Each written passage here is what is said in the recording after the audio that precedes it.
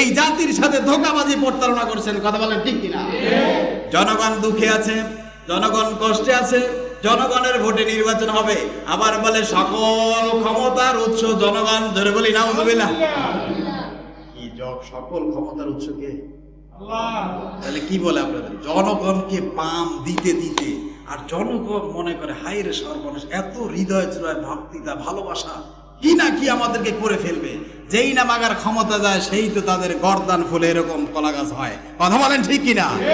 গাড়ি বাড়ি নারী কোনো কিছুর অভাব থাকে না, কিন্তু এই জনগণ চুষে চুষে খাইতেছে। কথা বলেন ঠিক কিনা?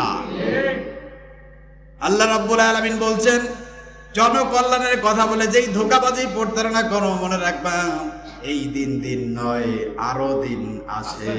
বলেন এই দিন আইরে সর্বনাশ। কি নেতৃত্ব! ওয়াজের মাহফিলে নেতাগিরি, মসজিদে ঢুকলে নেতাগিরি, রাস্তায় গেলে চামচামি। কথা বলেন ঠিক কিনা? একটা নেতৃত্বের ভাব আছে অথচ তার ঘরে নাই কোনো কিছু, সে করে নেতামি। কথা বলেন। পৃথিবীতে মনে রাখবেন যদি চাঁদাবাজি না থাকতো তাহলে একজন কর্মীও থাকতো না, আর যদি দুর্নীতি না থাকতো তাহলে একজন নেতাও কি নেতা।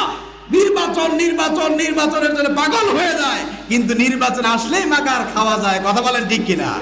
জনকল্যাণমূলক যে রাষ্ট্র চালাবেন সে সবসময় নিজের চাইতে জনগণকে অগ্রাধিকার দিবেন। কথা বলেন ঠিক কিনা?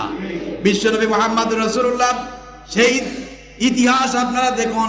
আল্লাহর হাবিব সাল্লাল্লাহু আলাইহি সাল্লাম যখন রাষ্ট্রপ্রধান ছিলেন তখন তিনি বলেছেন খায়রুল কুরুনি করনি, শ্রেষ্ঠ যুগ হলো আমি মুহাম্মদুর রাসূলুল্লাহর যুগ। কথা বলেন ঠিক কিনা?